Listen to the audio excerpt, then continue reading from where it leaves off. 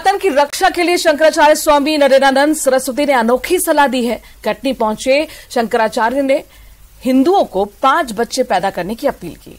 इस सलाह पर सवाल उठने लगे हैं। कांग्रेस ने शंकराचार्य के बयान का विरोध किया है, जबकि बीजेपी इसे निजी विचार बताते हुए बीच का रास्ता निकाल रही है।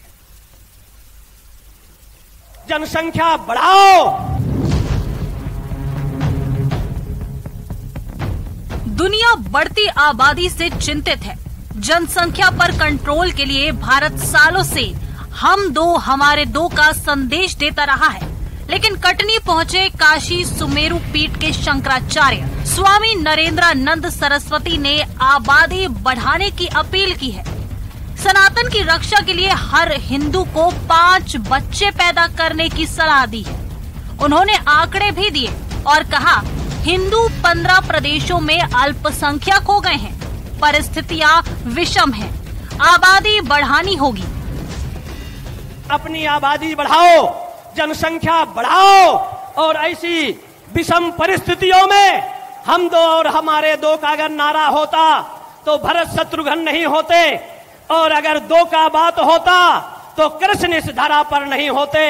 इसलिए 5 संतान पैदा करो, अपनी कमाई का दशांश धर्म में लगाओ और संतों का मार्गदर्शन लेकर अपना कार्य करें। भगवान विश्वनाथ, माता अन्नपूर्णा, दंडाध्यक्ष बाबा भैरव आप सबको शक्ति दें, समर्थ दें, और जिस लक्ष्य उद्देश्य को पाठक जी, माननीय विधायक जी ने कार्यक्रम रखा है, अपना लक्ष्य उद्देश्य प्राप्त करें।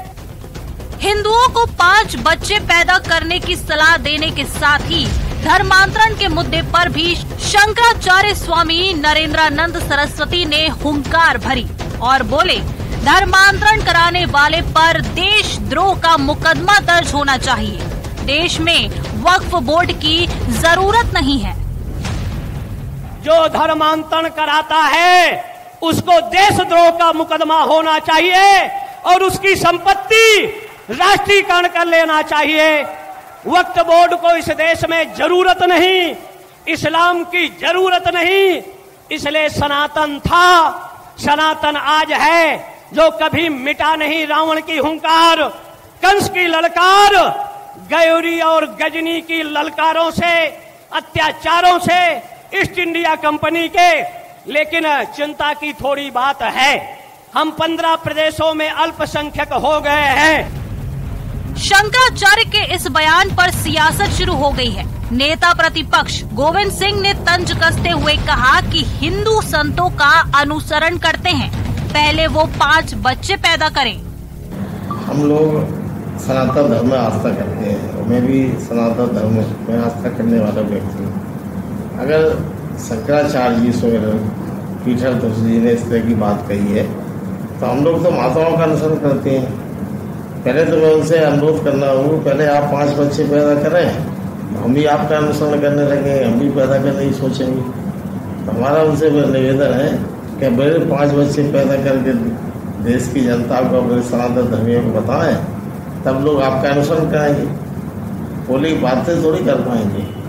बात करते समय ये ध्यान रखना चाहिए कि हमारे देश में कितनी गरीबी है, कितनी बेरोजगारी है, किस तरह से भूखमरी की स्थिति में लोग परेशान हैं, और ऐसी परिस्थिति में जनसंख्या को बढ़ाने के लिए प्रोत्साहित करना धर्म गुरुओं को शोभा नहीं देता है। धर्म गुरु पुरानी बातें करे, हमारे जो वेद पुराण में जो बातें कही गई है, पर उनमें से जो बातें अभी वर्तमान में लागू हो सकती है, उनके हिसाब से, प्रामाणिकता के हिसाब से बात करना चाहिए। कांग्रेस खुलकर शंकराचार्य के इस बयान का विरोध कर रही है, लेकिन आबादी बढ़ाने की शंकराचार्य की अपील का समर्थन या विरोध करने के बजाय बीजेपी ने बीच का रास्ता निकाला है। पार्टी का कहना है कि ये उनके निजी विचार हैं। यदि उन्होंने जो कुछ कहा, पहले तो उनके निजी विचार हैं, निजी तौर पर उन्होंने जो भी कुछ कहा है ये किसी पार्टी के विचार नहीं है, लेकिन कहीं न कहीं उनका अनुभव तो कहता है, यदि उन्होंने कुछ देखा होगा या इस तरह की बातें उनके सामने आई होगी या इस तरह की स्थितियां देख रहे होंगे कि किस प्रकार लव जिहाद चल रहा है देश में, धर्म परिवर्तन का चल रहा है, किस प्रकार बच्चियों को गुमराह करके उनकी पहचान छुपा के उनको धर्म परिवर्तन कराया जा रहा है, उनसे विवाह किए जा रहे हैं, बाद में उनके टुकड़े टुकड़े किए जा रहे हैं, उनकी हत्या की जा रही, किस प्रकार से धर्मांतरण का खेल चल रहा है और कर्नाटक की सरकार ने किस प्रकार धर्मांतरण कानून को रद्द किया। बड़ी खबर के साथ मीरा रोड मर्डर केस में बड़ा पर्दाफाश हुआ है। मीरा रोड पुलिस का दावा है कि जहर देकर सरस्वती की हत्या की गई। आरोपी मनोज साने पर जहर देने का आरोप लगा है। छाछ में जहर घोलकर मारने का दावा पुलिस की तरफ से किया जा रहा है। दरअसल पुलिस ने दुकानदार का इस मामले में बयान दर्ज किया है और उसी के आधार पर पुलिस दावा कर रही है कि सरस्वती का जो कत्ल किया गया था, छोटे छोटे जो टुकड़े किए गए थे, उन्हें उबाला गया था, मिक्सी में ग्राइंड किया गया था, उससे पहले सरस्वती को जहर देकर मारा गया और ये आरोप मनोज साने पर लगा है। दरअसल दोनों ही लिव इन में रहते थे और इसके बाद जिस तरीके से पुलिस जब बदबू आने की शिकायत के बाद उस घर में पहुंची तो रोंगटे खड़े कर देने वाला मामला सामने आया था। मीरा रोड पुलिस का बड़ा दावा है कि जहर देकर सरस्वती की हत्या की गई।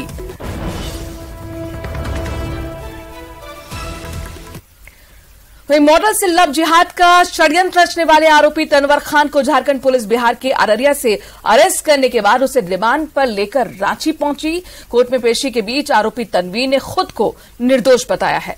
भागलपुर की रहने वाली मानवी राज ने तनवीर पर कई संगीन आरोप लगाए थे, जिसके बाद रांची के डोडा थाने में उसने एफआईआर भी दर्ज करवाई थी।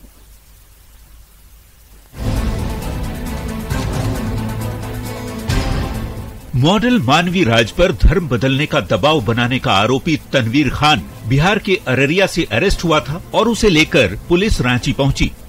रांची पुलिस ने तनवीर को जज के सामने पेश किया, जहां आरोपी तनवीर खान ने खुद को निर्दोष बताया। सच जल्द सामने आएगा, ये भी तनवीर ने कहा। सारा एलिगेशन बेबुनियाद है, ये बातें झूठी हैं, सच जल्दी सामने आएगा, सच कभी छिपता नहीं है। तो भाग क्यों रहे थे आप? भाग रहे थे, अपना प्रिपेयर कर रहे थे कि अपने आप को कैसे सेव करें। बता दें कि झारखंड पुलिस ने भागलपुर की रहने वाली मॉडल को नाम छिपाकर धोखा देने और धर्म परिवर्तन के लिए दबाव बनाने के मामले में आरोपी तनवीर खान को बुधवार को अरेस्ट किया था। तनवीर की गिरफ्तारी अररिया के सिकटी इलाके से हुई थी। अररिया कोर्ट में पेश करने के बाद जरूरी कागजातों की प्रक्रिया पूरी करने के बाद पुलिस शुक्रवार को उसे लेकर रांची आई। तनवीर पर आरोप है कि मुंबई में मॉडल मानवी राज का उसने यौन शोषण किया, धर्म परिवर्तन का दबाव बनाया, आपत्तिजनक तस्वीरों के जरिए ब्लैकमेलिंग भी की और मानवी के परिवार को जान से मारने की भी धमकी दी। इन तमाम आरोपों को लेकर मानवी ने रांची के डोरंडा थाने में एफआईआर दर्ज कराया था, जिसके बाद से ही तनवीर फरार चल रहा था। पीड़ित मॉडल लगातार आरोप लगाती रही कि तनवीर अख्तर खान ने उस पर धर्म परिवर्तन कर शादी करने का दबाव बना रहा था, जिसे मना करने पर उसे प्रताड़ित करना शुरू कर दिया गया। बता दें कि आरोपी तनवीर अख्तर रांची में एक मॉडलिंग इंस्टीट्यूट चलाता है। भागलपुर की रहने वाली मॉडल मानवी साल 2021 में मॉडलिंग सीखने के लिए रांची पहुंची थी, जिसके बाद से उसकी तनवीर से नजदीकियां बढ़ी। न्यूज 18 के लिए रांची से रूपाली त्रिपाठी की रिपोर्ट। कुछ बोल रहे, पहले उनको सुनते हैं। Thank you very much, sir. Thank you very much for taking time out for all the honorable MLAs and MLCs from all across the Bharat. बहुत बहुत धन्यवाद कि आपने आपके बिजी शेड्यूल से समय निकाला और फर्स्ट नेशनल लेजिस्लेटर्स कॉन्फ्रेंस में शामिल हुए। Thank you very much. My friends, this is the beauty of this session where we listen to the views and experiences of such tall personalities. And now we have with us one more such tall personalities in online mode. We have with us Shri Prithviraj Chauhan ji, who is a seasoned politician who has made a significant contribution to Indian politics, serving as the Chief Minister of Maharashtra from the year 2010 to 2014. Shri Chauhan ji has showcased a leadership, skill and policy expertise. With the strong focus on development and governance, he has played a crucial role in shaping the political landscape of Maharashtra and beyond. I'm really happy to share with you that Prithviraj Chauhan ji has been associated with Sri Rahul Karat sir for more than a decade now, and he was instrumental and I would say a prime force and the motivation while the MIT School of Government was being founded. We are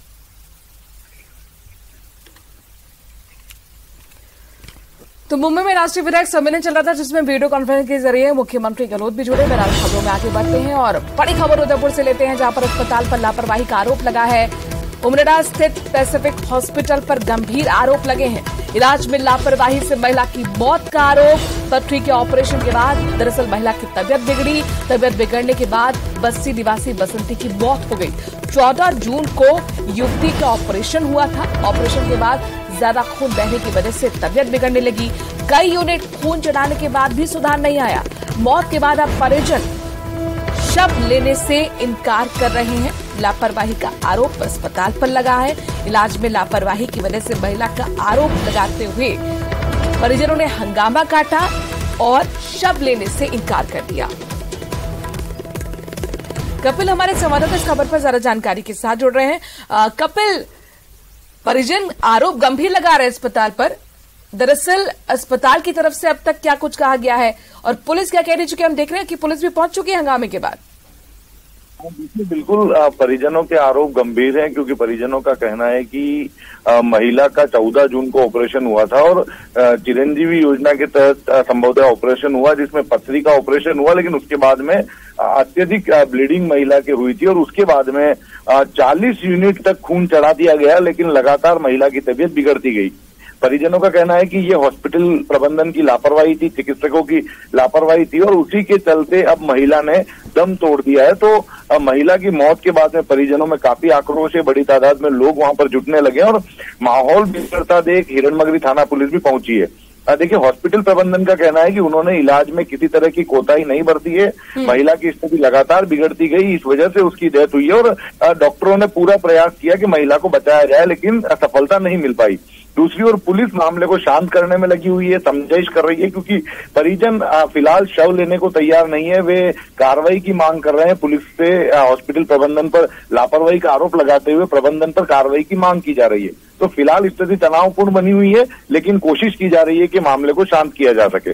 शुक्रिया कपिल, तमाम जानकारी हम तक पहुंचाने के लिए। तो police की कोशिश है मामले को शांत किया जाए, लेकिन यहां पर अड़े हुए हैं परिजन अपनी मांग को लेकर। उनका साफ तौर पर कहना है कि अस्पताल की लापरवाही की वजह से उनके अपने की मौत हुई है, लिहाजा हम शव नहीं लेंगे जब तक कार्रवाई नहीं होगी। पुलिस मौके पर पहुंची हुई है और देखिए आगे क्या कुछ होता है। लगातार तस्वीरें और जानकारी आप तक पहुंचाते रहेंगे। वहीं जयपुर से बड़ी खबर है, जहां पर हेरिटेज नगर निगम में लगातार धरना जारी है। पार्षद और मेयर धरने पर बैठे हुए हैं। कल रात से निगम मुख्यालय पर मेयर समेत 50 पार्षद धरना दे रहे हैं। कांग्रेस और निर्दलीय पार्षद धरने पर बैठे हैं। मेयर मुकेश गुर्जर ने भी पूरी रात मेयर कार्यालय में गुजारी। तस्वीरें आपके सामने हैं। पार्षदों ने दरअसल राजेंद्र वर्मा पर अभद्रता करने के आरोप लगाए और अब अतिरिक्त आयुक्त राजेंद्र वर्मा को हटाने की मांग को लेकर धरना दिया जा रहा है। निलंबन नहीं होने पर पार्षद सामूहिक इस्तीफे की चेतावनी भी दे चुके हैं। दरअसल बीट पत्रावली पर साइन नहीं करने को लेकर नाराजगी बढ़ी और इसके बाद अब ये धरने का रूप ले चुकी है। दो तस्वीरें आपके सामने, जहां पर देखिए सामूहिक रूप से तमाम पार्षद और मेयर बैठे हुए हैं। ये ताजा तस्वीरें हैं और उसके बाद जो दूसरी तस्वीर आप देख रहे हैं, ये रात की तस्वीर है, जब गद्दे लेकर चादर लेकर पहुंच गए थे पार्षद और पूरी रात निगम मुख्यालय पर मेयर समेत 50 पार्षदों ने यहीं पर रात गुजारी है। यहीं पर लगातार अभी भी धरना चल रहा है। देखिए, प्रताप जी को मैंने कल फोन किया था। उन्होंने कहा मेरा नाम नहीं लिया है और जैसी भी बात है हमने उन्हें बताया कि इस तरीके से ऐसा हुआ है, इन्होंने ये किया है और इतनी बदसलूकी की है, तो हम अब धरने पे बैठे हैं। महेश जोशी जी खुद आए थे, उन्होंने हमारी भी बात सुनी और राजेंद्र वर्मा की भी बात सुनी, उसको सरकार तक पहुंचाने का काम किया। देखिए, राजेंद्र वर्मा की जो कार्यशैली है, 15 जून हमारा डेडलाइन होता है मॉनसून का, उस तक कुल मिलाकर एक सवाल है कि सरकार में क्या आपकी सुनवाई हो रही है, नहीं हो रही है? देखिए, सरकार अपनी जगह काम कर रही है। सरकार कभी शहरी सरकार में इतना दखल नहीं करती है। सरकार तक ये बात पहुंचानी पड़ेगी कि अधिकारी इस तरीके के हैं। आप देखिए, 15 जून डेडलाइन होती है मॉनसून की। मॉनसून तक आपके टेंडर हो जाने चाहिए, जो सैंड बैग की जो भी व्यवस्थाएं होती है आपके कंट्रोल की, फ्लड कंट्रोल की। लेकिन इसको राजेंद्र वर्मा ने 3 दिन बढ़ा दिया। क्यों बढ़ाया? जब तक 15 जून डेडलाइन होती है तो इसमें आयुक्त की भी जिम्मेदारी बनती है और कमिश्नर, एडिशनल कमिश्नर की जिम्मेदारी बनती है। जिस तरीके से अब ये जो काम कर रहे हैं, ये मुझे लग रहा है कि जनता के हित का, पार्षदों के हित का नहीं है। इनकी षड्यंत्र है, मिली भगत है। क्या रीजन है ये तो वो जवाब देंगे, लेकिन ये बहुत अहम मुद्दा है कि मानसून, एक तो चक्रवात आ रहा है, ऊपर से मानसून पीक पे है, 15 तारीख डेडलाइन थी और आपने अभी तक उसके टेंडर भी नहीं किए हैं। धरना तो सामने सारी बात है कि जहाँ मान सम्मान की लड़ाई हो और जब मान सम्मान जनप्रतिनिधियों का जा रहा हो तो फिर क्या करने बैठेंगे। जिस अधिकारी ने ऐसे अब शब्दों का इस्तेमाल किया, इतना एटीट्यूड उसने रखा कि पार्षदों को कह दिया बाहर निकल जाओ, मेयर साहब को हमारे सामने उसने अब शब्द कह दिए कि तेरी में ताकत है तो तू कर लेना, पहले मैं लोगों को गोलियां चलवा के मरवा चुका हूँ, यहाँ चल जाएंगी तो क्या फर्क पड़ेगा। तो ये जनता से रिलेटेड ऑफिस है और जहाँ जनता का काम करने बैठे हैं। ऐसा है, अधिकारियों की तानाशाही है और अधिकारियों का ये कहना है कि कल जब हमने पूछा तो उन्होंने साफ लफ्जों में प्रताप सिंह खाचरेवाल जी मंत्री जी का नाम लिया। तो हमने कहा अगर आपको मंत्री जी ने कहा है तो हम बात करेंगे। मंत्री जी से जब हमने इस बात पे बात की तो मंत्री जी ने साफ मना कर दिया। तो हम ये कह रहे हैं कि अधिकारी अगर मंत्रियों का या विधायकों का नाम लेके हमें डरा रहे हैं तो इसका मतलब ये जो हमारी जनता देख रही है पूरे आपके मीडिया के चैनल के माध्यम से, तो वो बहुत आक्रोशित होती जा रही है और इसका नतीजा सरकार पे बहुत गंभीर पड़ने वाला है। चुनावी माहौल है। अगर ऐसे अधिकारी जो वो अपने आप को तानाशाह का रवैया अपना रहे जनता के चुने हुए जनप्रतिनिधियों के साथ, देखिए हम रणनीति सब मिलकर के तय करेंगे। रही बात एडिशनल कमिश्नर की, उनका कल का जो रवैया था, उनका व्यवहार का रवैया था, हम निंदा करते हैं सारे पार्षद एकता मिलकर के। हमारे मुनेश गुजर जी जो हमारी बोर्ड की मेंबर भी हैं, बोर्ड की चेयरमैन भी है, महापौर भी हैं, उनको जिस तरीके से उन्होंने भाषा का अमर्यादित भाषा। नगर निगम जयपुर हेरिटेज के अंदर कल देर रात से निर्दलीय और कांग्रेस के करीब 50 जो पार्षद हैं वो धरने के ऊपर बैठे हुए हैं। पार्षदों की मांग है कि जो अतिरिक्त आयुक्त राजेंद्र वर्मा हैं उन्हें निलंबन किया जाए। निलंबन की वजह अब तक ये रही है कि वो बेवजह काम में अड़ंगा लगाते हैं और पार्षदों से अभद्रता करते हैं। लेकिन अब इस पूरे मामले के ऊपर मेयर जो मुनीश गुजर है उन्होंने राजेंद्र वर्मा के ऊपर गंभीर आरोप लगाए हैं। मेयर मुनीश गुजर ने कहा है कि जो समुदाय विशेष के लोगों को कल इस पूरे मामले के अंदर जलील किया गया वह गुजर हैं। ऐसे में उन्होंने राजेंद्र वर्मा के ऊपर आरोप लगाया कि राजेंद्र वर्मा ने ये तक कह दिया मेयर मुनीश गुजर को कि आप लोगों ने आंदोलन के दौरान 25 से ज्यादा लोगों को मरवा दिया। ये कुल मिलाकर अब इस पूरे मामले में कह सकते हैं कि जो मेयर जो मुनीश गुजर हैं उन्होंने राजेंद्र वर्मा के ऊपर गंभीर आरोप लगाए हैं और मेयर मुनीश गुजर ने यह भी कहा है कि सरकार हमारी जल्द से जल्द सुनवाई नहीं करती है तो हम जो इस्तीफा है वो जल्द तमाम पार्षदों के साथ सरकार को सौंपेंगे। न्यूज 18 राजस्थान के लिए सहयोगी शेर सिंह के साथ रोशन शर्मा की रिपोर्ट।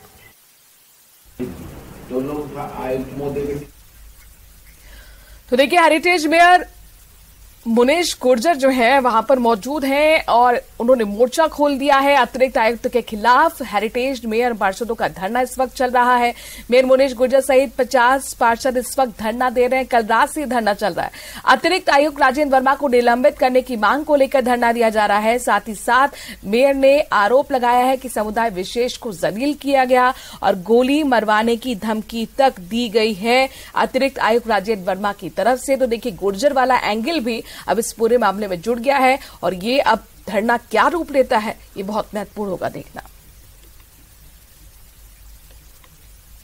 और राजेंद्र वर्मा के ये शब्द थे, गुर्जर आंदोलन में हमने 25 आदमियों को मरवा दिया था, गोलियां चलवा दी थी, तुम लोग हो क्या, हम तुमको रोज देखते हैं। इस तरीके के शब्द जनप्रतिनिधियों से कह रहे हैं, एक समुदाय के बारे में कह रहे हैं वो, तो इसके खिलाफ बिल्कुल जांच होनी चाहिए। अब हमारी सिर्फ और सिर्फ एक ही मांग है, राजेंद्र वर्मा सस्पेंड होने चाहिए। उन्होंने बोला तुम्हारे में हिम्मत है तो तुम करके देखो। तू तड़ाके के शब्द कहे गए। दोनों आयुक्त मोदी के स्टेज नंबर ये तो होगा